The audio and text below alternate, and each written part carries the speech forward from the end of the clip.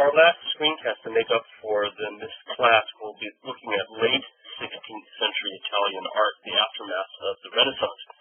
And as we were looking at Italian Renaissance painting of the 16th century, the High Renaissance, we talked about a number of differences between the various artists of that period, but also certain qualities that they share. In particular, the most characteristic of these qualities is an interest in idealization, in perfection of the human form, perfection of the composition. Whether it's Leonardo da Vinci or Raphael, we saw an interest in idealized human proportions, figures that are absolutely perfected in every possible way.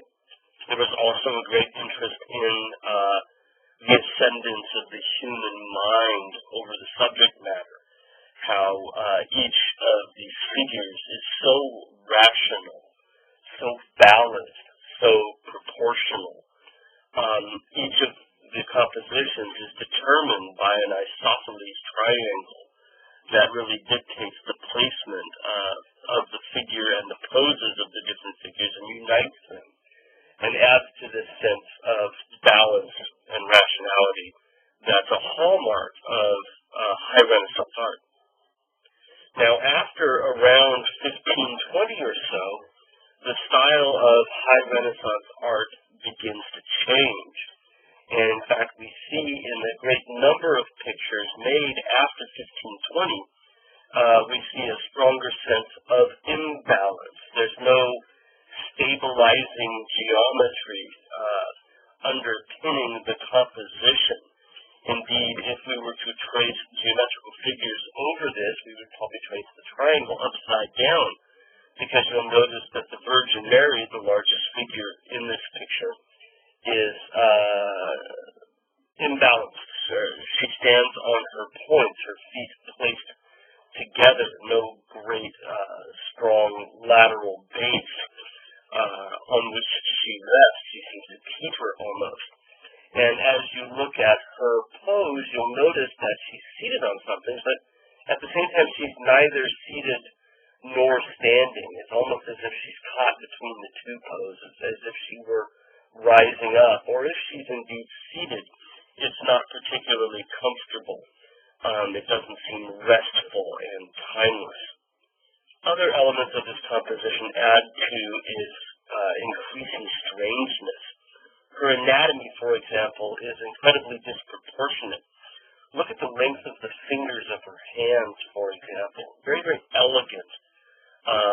Very, very artificial. And look at the length of her neck, the anatomical element that's given this picture, its nickname, the Madonna of the long neck. It's almost as if she has a goose neck. It's these sort of anatomical inaccuracies that High Renaissance artists like Raphael, Michelangelo, or Leonardo would have had no time for.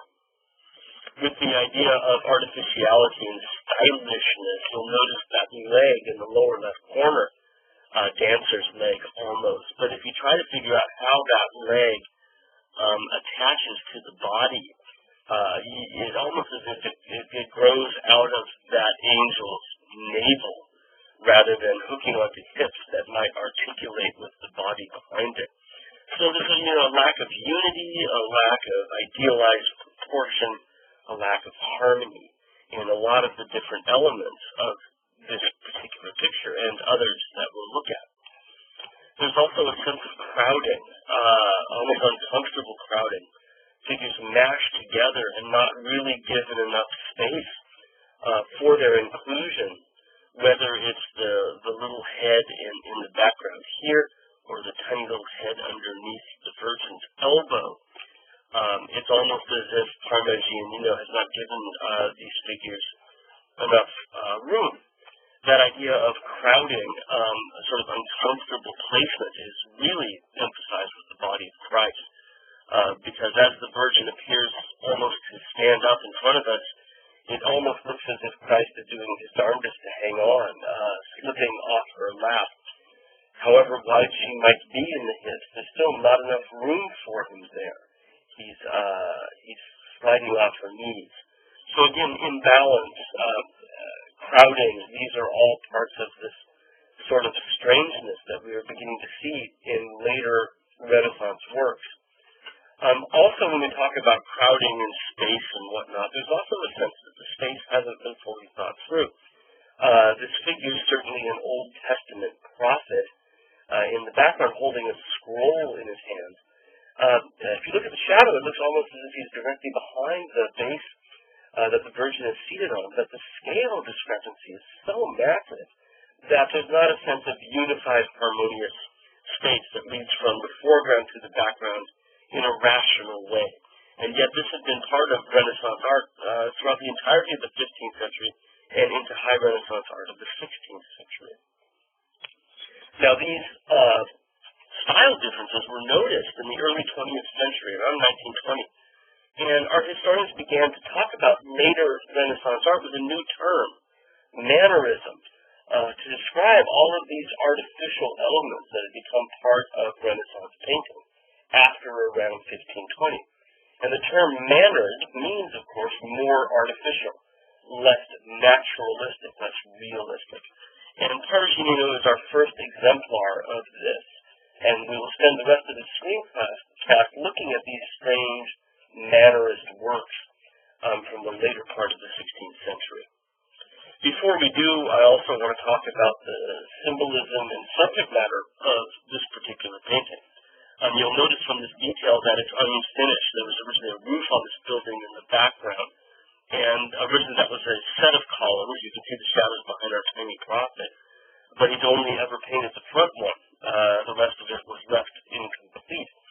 The column is an interesting element of this composition, and I think he means us to see a sort of a similarity between the neck of the Virgin and the shaft of the column on either side. And the column is often used as a metaphor for the Virgin Mary, simply because she is the support of our faith, almost as if she's the support of heaven itself. And so the column here, paired with her neck, is a way of showing us that theological element, the way in which we rely on the Virgin Mary as a support for the structure of our faith. At the same time, there are legends about the Virgin Mary that may have tied into this as well. One of these that seems to relate very much to the other elements of this composition is that one of the mystics from the 15th century wrote about the Virgin Mary and had a vision of her at the moment of the Nativity, and wrote a very well-known account of that vision, where she says that the Virgin Mary, looking down at Christ at the moment that she had given birth to him, looks down at him and has a vision of his fate, of his eventual torture and death, and begins to faint. And as she does, she leans back and rests against an ancient Roman column in the manger of the Nativity. I like that idea here because the column is directly behind her, and she's looking down at a sleeping Jesus, her hand to her breast, suggesting that maybe she too is also having that moment of understanding of exactly what his fate is. At the same time, the pot on the left, which has the same shape as the Virgin Mary, thin at the base, thin at the neck, wide in the body, is probably meant to be a symbol for her, simply because we've seen a number of times that the Virgin Mary is referred to as the vessel most pure, going back to this idea of light and reflections and light passing through things. Here, too, I think Parmigianino is linking her on one hand to the column and on the other hand to this vase.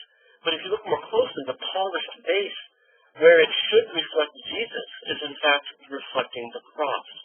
So that goes back to this idea that she's looking down and she's understanding that her infant son will eventually die, a horrific, torturous death.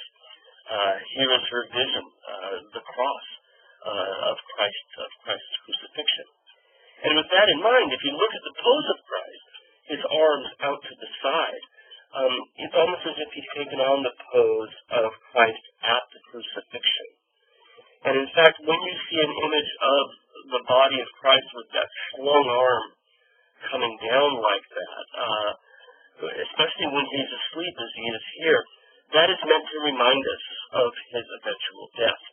And we see that exact same pose in this Mannerist painting by Pontormo from a few years earlier, where the dead body of Christ is being carried from the cross to his tomb. And you'll notice that the body again has that flung arm as a symbol for his martyrdom. So Parmigianino has incorporated that idea into his image of the youthful Christ.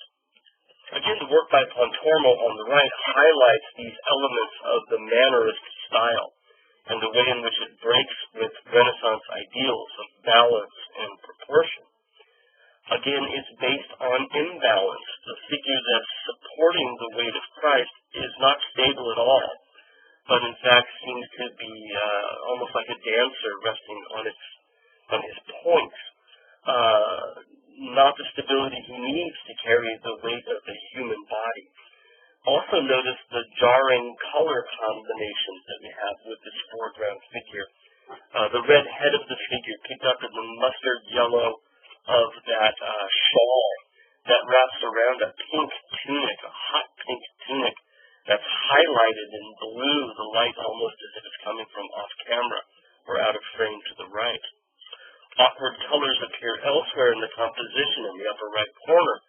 We have a figure in green and orange opposites on the color wheel that really dance against each other. Next to this on the left, again, more hot pink and pale blue. These very artificial color combinations, which is, again, artificiality, a hallmark of Mannerist art. Anatomy is also not unified. If we look at the figure carrying Christ's shoulders, we can see that the legs, for example, are a little short for the length of that torso. If we think of the hips being about here, then all of a sudden the torso is as long as the entirety of the leg, when in fact your torso is usually about as long as your thighs. It doesn't want to articulate clearly. This disunity to the human anatomy is also seen in the body of Christ, where that massive torso is far too large for those legs. And indeed, it's hard to sort of figure out how if his spine sort of works and how the nipple sort of ends up here on his body. None of that really makes sense in the sort of harmonious way that Leonardo or Raphael or Michelangelo might have done it. Again, the space is crowded as well. It's almost as if there's not enough room to jumble these figures all together. And despite the fact that the space is so crowded, you'll notice that what Pontormo does is to build the composition around a sort of open hole in the center. Almost all of our Renaissance artists, Raphael, Michelangelo, and so forth, had built the center of the composition around something solid. Think back to our Raphael Madonna, for example, or even the Madonna of the Rocks, where the solids fill the center of the composition. Here the composition is built around a void, around an empty space. And all of the figures sort of jumble out to the sides, almost as if they've been cast aside centrifugally. I always think of this as laundry in the spin cycle. Everything seems to be swirling around, which adds to that sense of balance that had been such an important part of earlier Renaissance art. This, again, is why we call this period Mannerism.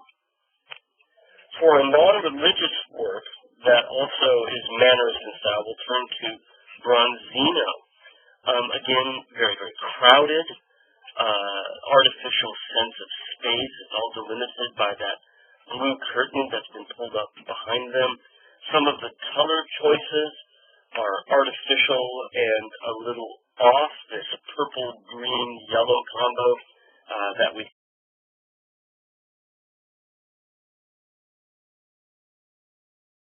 have here, the pink and green in the lower left corner there. These are very, very artificial color choices. And that artificiality is, again, one of the linchpins of the Mannerist style. So, too, is an odd sense of anatomy, a lack of unity. It's almost impossible to tell here, for example, how does Cupid's head attach to his shoulders? If his shoulder is here, then his head is off by almost a head width to the right. At the same time, this pose that you see in the figure is incredibly uncomfortable, imbalanced again, on a knee, on a pillow, which again are hallmarks of mannerism as a new trend moving away from the balance and harmony of the Renaissance. In addition to the mannerist style qualities when it comes to the composition and the body types, another thing that's particularly mannerist about this work is the subject matter. It's very learned, it's very unnatural, it's very difficult to understand at first glance. You need someone to explain it to you, and it seems like the original owner probably had a guide that helped him understand it. What we have in the upper right corner is this very muscular old man is Father Time. We know he is based on the hourglass trickling behind his bald head. And you can see with that incredibly muscular arm, which probably derives from figures by Michelangelo, he's pulling back the curtain. He's got his fingers wrapped into it. He's yanking the curtain back to reveal the scene that we see in front of us. The person that's trying to hold the curtain up is a figure of fraud. So time is revealing things to us, right? Fraud wants to hide things. Time eventually reveals it. And what fraud is trying to hide is the foolishness that we see in the foreground. Venus has been hit by one of Cupid's arrows. So she holds it here ahead of her. And having been hit by Cupid's arrow, she of course falls in love. And who does she fall in love with but her own son, Cupid, which is total stupidity. And so this is the moment when the two of them are embracing sexually. And you'll notice that even Venus has her tongue out, right? She's not just kissing him. It's more than that. They're necking, right? So while mother and son are behaving stupidly, are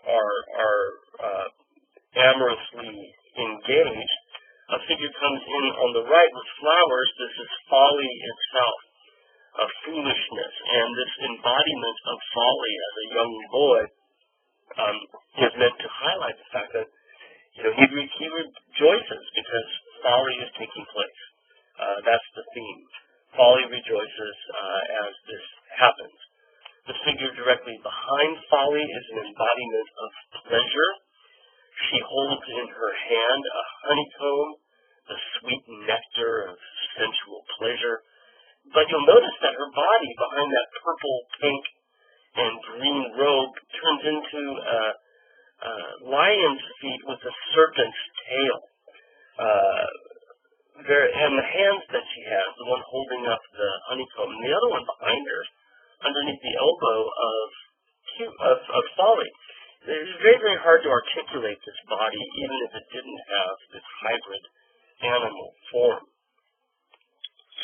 The theme of pleasure is continued in the lower left corner, directly beneath Cupid's foot. We see two doves down there, equally canoodling, their beaks mimicking the faces of Venus and Cupid.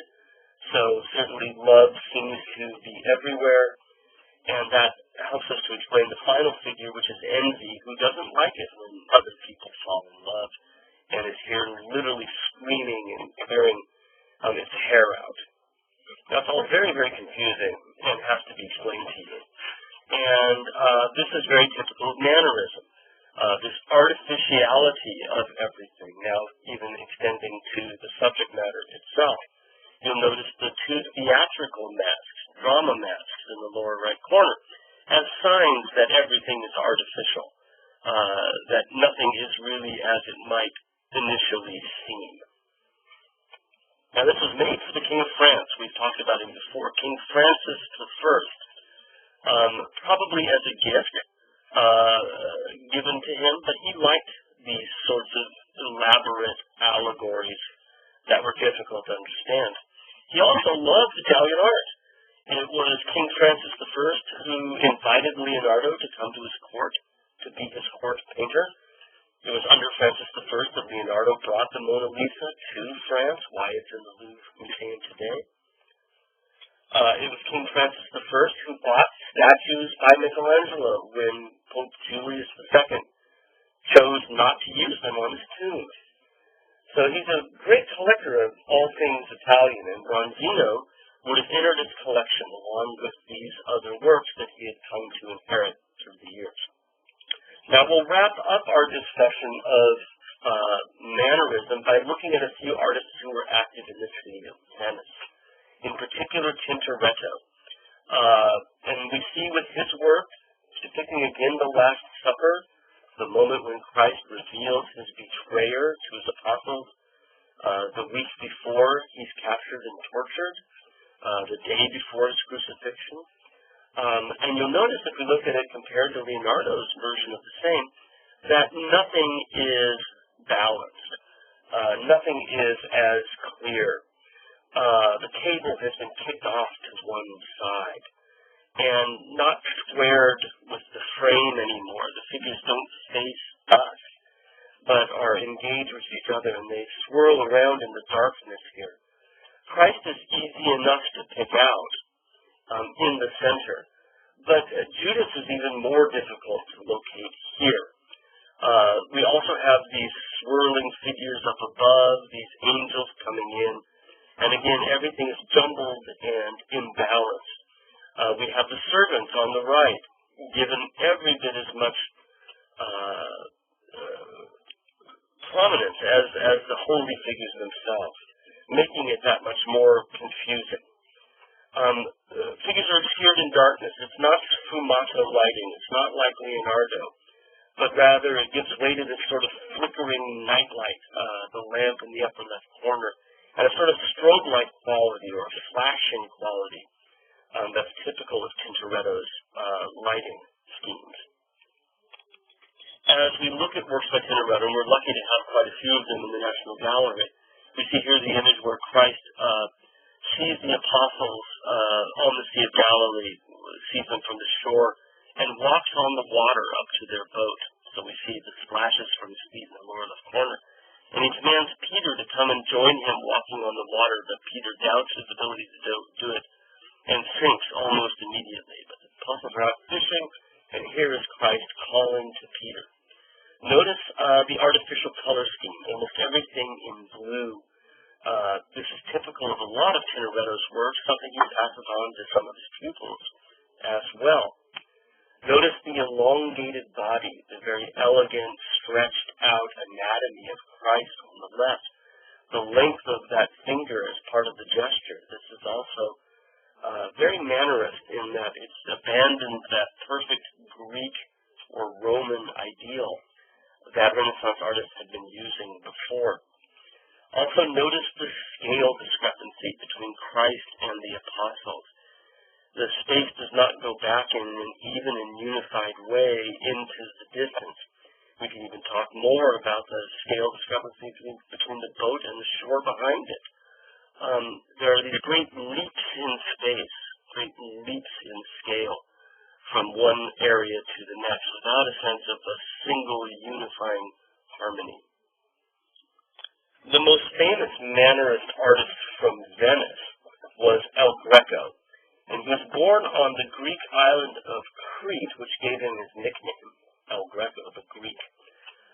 But at the time of his life, Crete was part of the Venetian Empire. So he ends up moving from the island in Crete to Venice, where in fact he studied under Tintoretto. And there are some times when El Greco's work and Tintoretto's work looks an awful lot alike.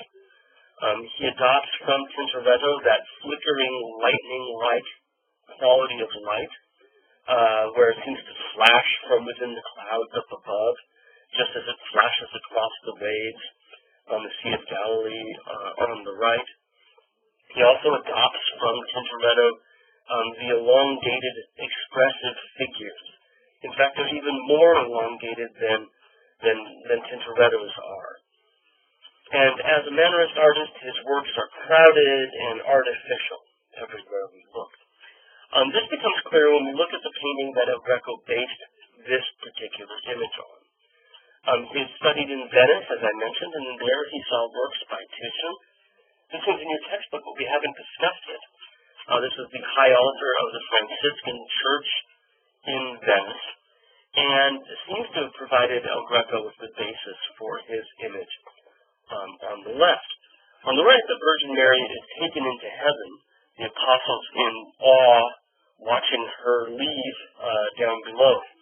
El Greco's work shows the burial of a count in the 13th century, where at the moment of his burial by priests, heaven opened up, and two saints descended from heaven to perform the burial. So we see heaven above in each of them, and a range of earthly figures down below, with the exception, of course, of the two figures in yellow, who have descended from heaven to perform the burial ritual. In each of them, what's interesting is how they conceptualize heaven.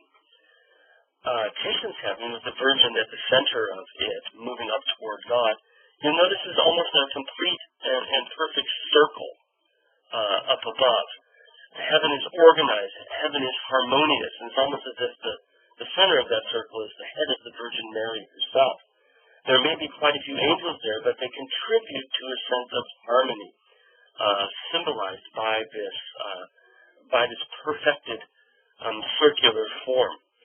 And we look at El Greco's, heaven is a jumble, heaven is a mess, heaven swirls chaotically everywhere we look. If we look at the different figures in heaven, not only do we see bright, jarring color juxtapositions, but it also seems as if some of those angels, which are probably based on Titian's, are now not given quite enough space to occupy. They seem to be sliding off of clouds. The figure to the right of Christ, this is Christ in the center here, but the figure to the right of Christ, John the Baptist, is incredibly elongated and his anatomy awkward and imperfect, at least based on Greek and Roman standards. He's learned all of this from looking at Tintoretto's work, who he also studied under, and is moving away from the kind of harmony that became associated with the Italian Renaissance style. God up above, Christ in heaven, also his face as elongated as parts of his body. Again, almost like a caricature, rather than a solid study of Greek and Roman art. Now, it might sound like I'm sort of criticizing this. I really quite like Mannerist art. I love these stylistic qualities that become significantly more expressive. At the same time, it does make it harder to understand. It makes it harder to read. And that's, again, a hallmark of Mannerist art. Our last work, down at the National Gallery, where, again, we're very, very fortunate to have quite a few of El Greco's works as well, shows works that he had done after leaving Venice. Both of these pictures were done in Spain, in the city of Toledo, where he took up residence after training under Tintoretto in Venice. And in the Laocoon work on the right, we see the city in the background is actually the city of Toledo, even though the story that he illustrates was set in ancient Troy, the city of Troy in the Trojan War from the 7th century BC. During that war, a priest in the city of Troy named Laocoon had tried to warn the Trojans against the Trojan horse, against the Greeks. It was him who came up with the famous saying, beware strangers bearing gifts. And, of course, the gods in the Greek heavens want the Greeks to win this battle. And so King Neptune, or not King Neptune, Neptune, the king of the sea, the god of the sea, sends serpents to silence Laocoon, kill him and his sons, so that he can't warn the Trojans about the horse. And so that's what we see here. There's old Laocoon, the priest, in the center, a serpent about to bite him on the head. His two sons on either side, one apparently already dead next to his head, the other one struggling against the second serpent. This is a scene from Roman mythology, but in the Mannerist style, the bodies are very much different from Greco-Roman bodies. Now, he has based this on a work he had seen in Rome, a Hellenistic Greek statue of the same theme, Laocoon with his sons being silenced by serpents from the sea. And if you look at the body of Laocoon in the center, you'll notice that it's pretty much the same pose. One knee up, the other leg stretched out. But he's seeing it from a different point of view, as if it's seen from below. So too, the body of one of the sons here also looks very, very similar to the body of one of the sons in the Laocoon, but again, seen from a different point of view. This time from the top. Right? So those are both very similar poses. So he's really deriving from this. But the choices that he makes, the odd viewpoints, the elongated bodies, only indicate the degree to which this is mannerist in style. He's even taken the serpent that bites Laocoon on his hip in the Greek work here and put it biting his head there. Right? So he's again studied this work and manipulated it into his composition. Again, typical for mannerist work are these strange scale discrepancies, a disharmony to the landscape. There's no sort of unifying scale. There's the massive Trojan horse where the Greeks are hiding inside of it, poised right outside the gates of the city. But it's tiny by comparison with the massive figure of Laocoon in the foreground. The anatomies of the figures are here even more elongated, stretched out. The muscular might remind us slightly of ancient Greek works, but the proportions are all different. And again, this was what categorizes El Greco as a mannerist artist. Also, those elongated figures on the right. And in fact, typical for mannerism is a mystery. We don't even have any idea who these figures are. They're not accounted for in the story. They're just looking on from the side. And even as he paints them, you'll notice that he sort of obscures them. They almost meld back into the background. Maybe they're just spirits. Maybe they're the chorus that sings of what's going on, the narrators of the story who aren't really there. So that's the end of this last of the third screencasts to make up for our missed day from last week.